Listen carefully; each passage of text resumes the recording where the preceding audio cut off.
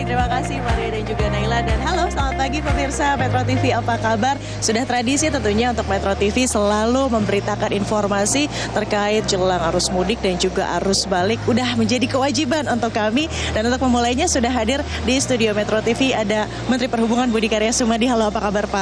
Selamat pagi Mbak Widya. Sudah siap bergadang Pak untuk mengawal ini semua? Siap. Selalu siap dan kerja. Tapi ada infrastruktur baru Pak di tahun 2019 ini yang bisa mungkin dijadikan alternatif untuk teman-teman mudik seperti apa, sama-sama kita saksikan berikut ini.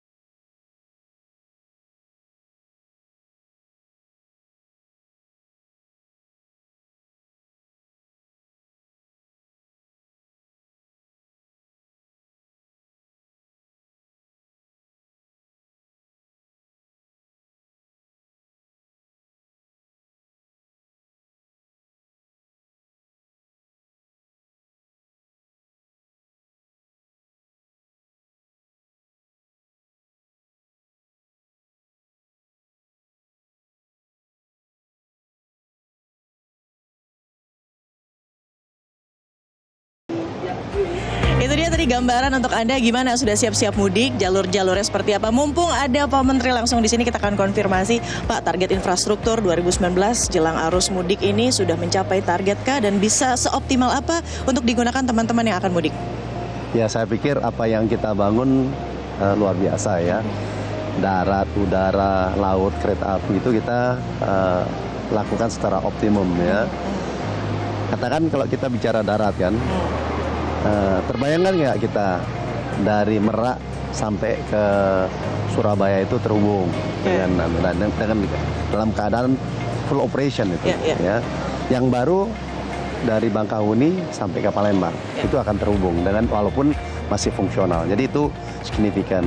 Bandara ya kemarin Semarang, ini sekarang ada Jogja ya, ada beberapa lagi ya. Jadi memang pembangunan infrastruktur kita bangun secara masif dan ini memang untuk memudahkan pergerakan kita semuanya. Nah, secara konektivitas harus terjadi karena kita punya target warga harus mendapatkannya. Tapi ini juga punya tujuan-tujuan lain. Terutama untuk turis ya. Pariwisatanya. Oke. Tapi kalau kita melihat Pak, slogan dari mudik tahun 2019 adalah mudik bareng asik lancar. Bareng siapa nih yang nggak punya barengan ya, jangan kesindir. Mudik bareng asik lancar tuh gimana nih Pak maksudnya? Jadi gini, Pak Presiden tuh memang melihat ya bahwa mudik itu merupakan ritual yang sangat membahagiakan, sangat dinanti ya. Kalau kita nggak punya suatu spirit untuk membuat kegiatan ini bersama asik dan lancar, itu susah ya. Jadi itu adalah satu slogan yang harus kita capai gitu. Nah, oleh karenanya kelancaran, asik ya, kebersamaan itu menjadi apa yang kita lakukan. Nah, oleh karenanya kita membuat tidak saja moda udara tetapi kereta api, darat, bahkan laut pun kita lakukan intensifikasi supaya itu difungsikan sebagai suatu alternatif. Dioptimalkan. Pak, tapi kalau melihat signifikansi dan juga katakanlah ada tren baru mungkin di tahun 2019, ini lebih banyak orang-orang ini memilih moda transportasi apa? Contoh nih Pak, karena saya dalam tagar sobat miskin nggak mampu beli tiket pesawat yang sudah sangat mahal, ada alternatif ke laut kah yang sudah overload mungkin atau gimana Pak? Ya, saya pikir secara bersamaan ada suatu supply jalan tol yang begitu memudahkan ya. Ya otomatis darat ini menjadi satu alternatif ya. Pemesanan tiket ya bus itu berlipat ya. Saya kemarin ke sana juga banyak sekali orang menggunakan bus dan masih banyak kesempatan untuk melakukan itu. Kereta api pasti penuh ya, tetapi laut juga menjadi pilihan. Saya ke beberapa tempat ya, selain ke Madura, saya ke Batam, saya ke Kumai Kalimantan. Sampai ke Kumai ya Pak? Sampai Kumai, Pangkalan Embun. Ya. Itu masyarakat sangat enjoy menggunakan kapal laut ya. Oleh karenanya saya menghimbau operator, Pemda Ya. harus mempersiapkannya dengan baik karena disparitas, ada yang mampu, ada yang Ya. enggak, ada yang sesuai dah. Tapi memang mereka tetap enjoy. Yang dari Jakarta ke Batam, ke Medan, mereka enjoy semuanya. Semangatnya itu ya, karena mudik bareng asik lancar. Tapi kalau dilihat Pak, tentang jalan tol, mana jalan tol yang justru paling hits sekarang dan paling banyak difavoritkan oleh teman-teman yang akan mudik? Ya pasti memang jalan tol dari Jakarta, Semarang, Solo ke Surabaya. Nah oleh karenanya kita melakukan satu upaya tertentu seperti one way ya. Tapi one way itu tidak berdiri sendiri. Kita ada satu gimmick-gimmick ya. Kalau mau mudik itu jangan sekadar mengandalkan rest area. Ya. Ada kota-kota di utara Jawa ini yang indah-indah, makannya enak-enak, beli batiknya juga oke gitu. Ini kayak sekalian kuliner, sekalian juga belanja. Kan enjoy. Masa kita nyupir sampai 12 jam, 6 jam. Kalau mampir kan enak ya. Oke. Kuliner, mau ke masjid atau kemana. Dan pesan bahwa kota-kota itu pariwisatanya harus dihidupkan. Oke. Ya.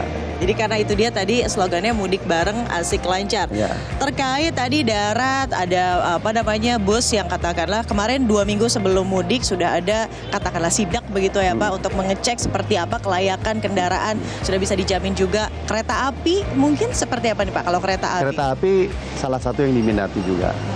Sold out tiketnya gitu. Tapi saya juga kemarin mengadakan apel memastikan kita itu lancar supaya timnya kompak. Kita bikin apel dan 2 pesan saya kepada mereka supaya lancar. 1, lintasan sebidang. Lintasan? Lintasan sebidang antara Oh. kereta api sama mobil. Nah itu harus dijaga dengan baik. Ada beberapa lintasan yang menjadi tanggung jawab Pemda. Pemda, mari sama-sama kita take care supaya jangan terjadi kecelakaan. Terus longsoran, nah itu juga memastikan kelancaran ini terjadi dengan baik. Ya. Jadi kereta api insya Allah juga baik ya, tapi kita tidak mau terlalu optimis ya. Kita harus konservatif untuk memperhatikan beberapa titik-titik yang kemungkinan menginstruksi kegiatan kelancaran kita. Titik-titik biasanya di mana Pak yang jadi langganan? Kalau longsor itu biasanya sekitar Garut sampai Tasik. Garut sampai Tasik tuh teman-teman Jawa Barat ya, Garut sampai Tasik itu coba. Kalau banjir Jawa Timur, ya itu juga mesti diperhatikan. Lintasan bidang di Jawa Tengah banyak itu. Jadi mesti di take care secara bertama-tama. Karena semuanya lintas bidang, nggak semuanya tanggung jawab PT Kereta Api. Kalau persiapan arus mudik sudah dipersiapkan sedemikian rupa, terkait arus baliknya sendiri Pak, ada tren yang berbedakah juga di tahun 2019? Nah, 2019 ini ada 2. 1, mudik baliknya itu pendek. Ya, ada hanya 4-5 hari ya. Jadi memang harus sigap untuk menetapkan. Hari ke-4 ke-5 itu puncak ya. Jadi kalau mau mudik hari ketiga atau setelah itu. Tuh dengerin tuh, jadi kalau mau mudik hari ketiga Atau setelah atau kelima. setelah, oke. Karena hari ke-5 itu akan puncak. Tapi saya dengar ini anak-anak kita libur kan 1 bulan. Betul. Ya, jadi ya bisa diatur lah. Saya tidak sarankan mereka di hari ke-4, hari ke-5 karena itu akan penuh sekali. Akan peak season ya. Ya. Oke, terakhir Pak, yang ingin disampaikan, yang ingin dihimbau untuk kelancaran mudik dan juga nanti arus balik bersama, ada jalur-jalur nih yang sudah Bapak rekomendasikan Ya. dan juga apa yang akan disampaikan oleh calon Ya. pemudik. 1, bagi yang mau ke Jawa Tengah memang jalur tol itu baik ya. Tapi jalur selatan itu juga indah ya. Jadi sebagai alternatif kalau mereka ingin berhenti-berhenti di beberapa kota, di Garut, di Tasik, di Ciamis dan sebagainya itu juga indah ya. Nah, bagi yang mau ke Sumatera, Nah, perhatikan itu di titik Merak ya. Karena Merak itu kalau hari -3 itu puncak ya. Peak ya. Lakukan sebelumnya atau sesudahnya ya supaya lebih lancar. Setelah itu ke arah Lampung, ke Palembang. Sebenarnya kita udah koordinasi. Yang namanya nggak aman tuh nggak ada. Ya. Oh, dengerin ya. Jadi Ya. nggak ada tuh kata-kata Nggak kunci. ada. Gubernur, Kapolda udah bilang jamin nggak ada. Tapi kita juga harus hati-hati, Waspada. ya. Oke. Satu hal sebenarnya sekarang ini saya tetap bicara tentang keselamatan. 3 hal ya. Satu, saya minta kepada Kapolres ya, Dishub melakukan rem cek terhadap bis-bis. Tuh, rem ceknya gimana? Harus ya, karena itu fatal kalau terjadi kecelakaan. Yang kedua, aturlah kecepatan walaupun jalan tol udah mulus, jangan lebih dari 100 km. Coba didengarkan ya gimana Ya. tadi Pak, Ya. kecepatan jangan lebih dari 100 km. Yang ketiga, kalau mudik lebih dari 100 km jangan naik motor. Oh, Bahaya. dengerin Karena tuh. 70% kecelakaan karena menggunakan Kendaraan roda kendaraan 2. roda. Oke. Gunakanlah, bis masih banyak ya.